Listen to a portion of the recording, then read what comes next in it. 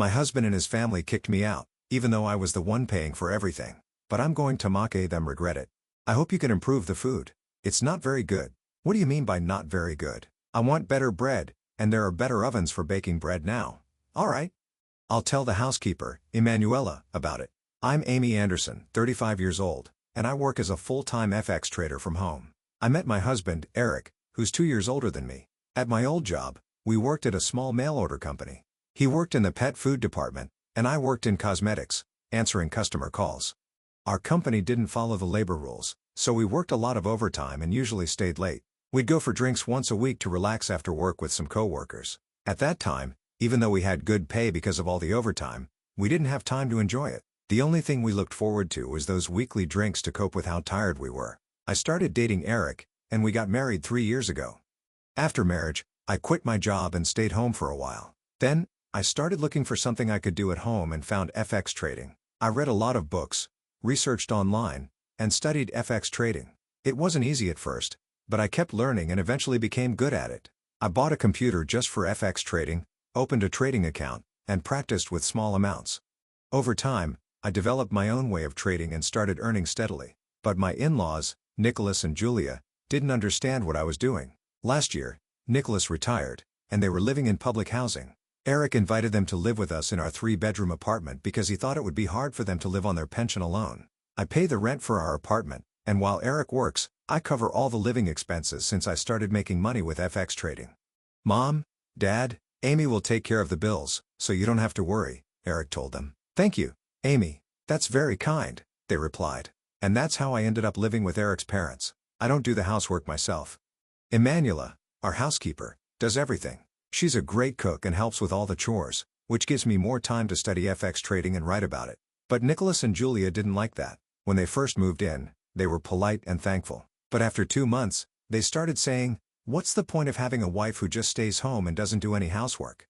She just sits in front of the computer all day. FX trading is just gambling." They didn't say it directly to me, but I could tell they were talking to Eric about it. Since I was paying for everything, Eric no longer needed to worry about the bills, and he started spending more on his clothes. He always wore custom suits, carried expensive bags, and wore designer shoes. He loved fashion and seemed happy, so he defended me when his parents complained about my work. But recently, Eric's attitude changed. "Amy, you're always sitting in front of the computer, and you never wear makeup or dress up. Don't you think that's boring and unattractive? Do I really need to wear makeup and fancy clothes when I'm just staying at home? It might be fine for you, but it's not good enough for me." "What do you mean not good enough for you? Are you saying I'm not good enough because I don't dress up?" "Exactly. Don't you ever want to dress up for me so I'm more attracted to you?" "Attracted to me? Are you serious? Do I need to dress up for you to find me attractive?" After that conversation, Eric started complaining about me to his parents. One evening, after dinner, I overheard this. "Amy always makes fun of us. She makes us feel bad. Yeah. It feels like she thinks we're poor just because we used to live in public housing." I agree. I feel that way too. And the fact that she doesn't do any housework shows she thinks she's better than us. She's just gambling to make money and acts so bossy about it. Anyone can do FX trading. Amy just studied a little on her own and started earning $80,000 a month. I could do that too. You're right, Eric, you could do it too. I don't like how she acts so arrogant when she's just making money by gambling. She doesn't work hard for it. Anyone can do what she's doing. Plus, she's not even cute. I don't know who she thinks she is. I was working from home, but Eric and I used to have breakfast together before he left for work. Eric still works at the same company we both used to work for, so he comes home late. We should have valued breakfast as our time together. But Eric started skipping it, saying, "Just eat breakfast on the way." Seeing this, Julia said, "Eric's getting tired of you because you don't even do your duties as a wife." "That's what happens, Amy." She said this in a sarcastic way. "What do you mean duties as a wife, Julia? If you mean housework, hasn't Emanuela done it all perfectly? These so-called duties as a wife are outdated." "Outdated? We value the old customs in our family. Your grandmother-in-law used to discipline me a lot." "Discipline? Isn't it enough if the housework is done? I'm paying enough for it. Do you think this is about money? Just because you're paying for everything, doesn't mean you can talk down to us. You shouldn't be bossy about it." Julia, who said this to me, seems to be spending a lot of money on socializing with people her own age. In the apartment building now that she doesn't have to pay for living expenses, I sometimes see her going out with expensive brand bags that she must have bought. Nicholas spends all of his pension on golf. He's bought new clubs and has a golf bag right by the front door. I'm paying for everything, including the rent and all of their living expenses, and yet these people still act this way. Even though I question their behavior, my in-laws had nowhere else to go, so I just put up with them for now. About a month after Eric stopped having breakfast with me, he started going on more business trips. He told me he was starting a new department at his company and was planning to import LEDs from Korea, so he had to travel there more often. One weekend, Eric was supposed to be in Korea on a business trip. But when I went out for dinner with my friend Lily at a fancy Italian restaurant, I saw Eric there with another woman. Lily pointed him out saying, "Hey, Amy, isn't that your husband?" At first, I tried to convince myself it wasn't him, but it clearly was. Every time Eric said he was going to Korea, it meant he was spending the weekend with another woman. The woman with him was young, probably in her early 20s, much younger than Eric, who's 37. I remembered Eric asking me once, "Don't you want me to be attracted to you?" That made it clear to me. My husband was definitely cheating on me. The next day, I hired a private investigator to look into the affair. Lately, I had also been getting packages addressed to Julia at our house. "Julia, did you buy something again?" "Be quiet. Amy, do I need your permission to buy anything?" "No, that's not what I mean."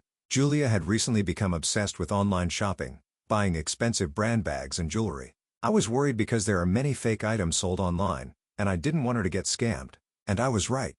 One day, when Eric was at work, Julia came into my office and said, "Hey, Amy, come take a look at something." I followed her to the living room where she was opening a package that had just arrived. "I bought 5 bags. They were cheap as a bundle," Julia explained. When I looked at the bags, I could tell they were fake. "Julia, you have to be careful when buying online. Especially with high-end brands, there's a good chance they could be fake." I was shocked to see how much she'd paid for them.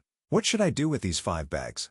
she asked. "I think you should contact the seller and see if they have a return policy." She tried to reach out to the seller, but there was no phone number or working contact details. When she finally found a number, it was out of service. Julia had spent $5,000 on 5 fake bags. The website seemed legitimate at first, but the prices were too low to be true. She paid by bank transfer, and there was no way to reverse the payment through her credit card. "Julia, you really have to be careful.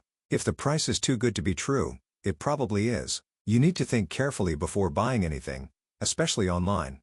Don't act like I don't know what I'm talking about, Amy. It's not that you just wasted money. Paying $5,000 for fake bags is ridiculous. Shut up. Shut up. Shut up." Since talking didn't help, I went back to my room to work. Then after dinner on Sunday, Nicholas suddenly told me to stop doing FX trading. He had gone golfing with a friend from his old job and heard about FX trading. He said, "I heard Forex trading is a scam." "Amy, are you making money by scamming people?" "What? How do you make money with FX trading? That sounds like what scammers do." "I heard it's all a scam." "No, I'm not scamming anyone or making anyone invest in anything. I saw you using social media. That's what scammers use to trick people." "No. I just write a blog for people who are interested in FX trading. There's nothing scammy about it. You think you can fool me just because I don't know anything about computers? No, I'm not fooling or scamming you. Dad thinks you're scamming because it looks too easy for you to make money." "Amy, it's not easy money." "Eric, I've told you this before. It's not that simple. You just learned a little and now you're making a lot. It must be easy. Meanwhile, I'm busting my ass at work, starting this new department." "What? Eric, I thought you were supporting me in my FX trading. Do you want me to stop doing FX trading? If I do that, how will we pay for everything? We won't even be able to afford the rent." "I can pay the rent myself since I'm the full-time FX trader." Eric and his family were living off the lifestyle I paid for, yet they didn't seem grateful. They only complained about my FX trading. The next day, I got the results from the private investigator I had hired. It turned out Eric was cheating on me. He was having an affair with a 25-year-old woman, 12 years younger than him. I didn't know her, but she worked with Eric at the company after I left. She'd gone on several business trips with him to Korea. For a few days, I thought about how to tell Eric. This would mean the end of our marriage and a divorce. That same day, Emanuela made dinner for us. Just as she was leaving, Julia spoke up. "Amy, I talked to Nicholas and Eric, and we don't like anything about you. We've decided to live on our own. I want you to leave." Eric hadn't come home from work yet. "We don't want money that comes from your scams. We don't like how you act like you know everything. We've discussed it with Eric, and we've decided you should leave." I had a feeling this was coming. Fine then. Eric wasn't even home, which made it clear he didn't care about me anymore. I realized I didn't need to take care of their lives anymore, so I packed my bags and moved to a hotel. The divorce happened soon after that. Since I discovered Eric's affair during our marriage, I was able to file for alimony. I rented a 1-bedroom apartment just for myself and moved in. I changed the lease on the old apartment where I lived with Eric to his name. 4 months later, I got a call from Eric. He said he wanted to talk and would come to my new apartment. I had a bad feeling when Eric showed up with Nicholas and Julia. "Amy, we're sorry. We apologize for everything. Please come back and live with us," Eric said, sounding regretful. Nicholas and Julia quickly joined in apologizing too. What is this?" I asked, confused. Eric, looking down, explained that they couldn't afford the rent anymore. "We're about to be evicted and have nowhere to go. Amy, please help us." "What are you talking about?" Eric went on to explain that after I left, his new department failed. The LEDs they imported were defective. With faulty sockets and bulbs about to fall off, they had to recall the entire shipment, which caused major problems. Eric was fired from his job trying to make money on his own. Eric invested in Forex trading using his small savings but lost it all by making bad trades. Nicholas tried to use his own savings to invest in stocks, but that didn't work either. They had no money for rent and no way to move out. Eric begged, "Please help us, Amy." I was stunned. "We're divorced." "Eric, I know, but please help us. What happened to your young girlfriend?" "When I lost my job, I couldn't get in touch with her anymore." "Yeah, why would she stay with someone who got fired?" Eric continued to beg. "Amy, you're all I have left. Please, let's get remarried. Let's start over." Nicholas and Julia also joined in, apologizing for their behavior, admitting they were wrong, and asking for another chance. "Please, Amy," they said, "let's be a family again."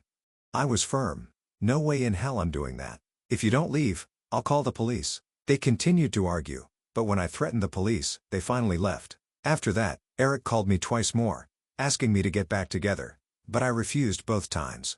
I didn't care what happened to him or his parents anymore. Spending so much time alone, working as a trader, I realized it was time to start dating again. I talked to Lily, and she said she'd introduce me to someone. Tomorrow, I'm meeting her and her friend. I'm looking forward to it and to starting a new chapter in my life.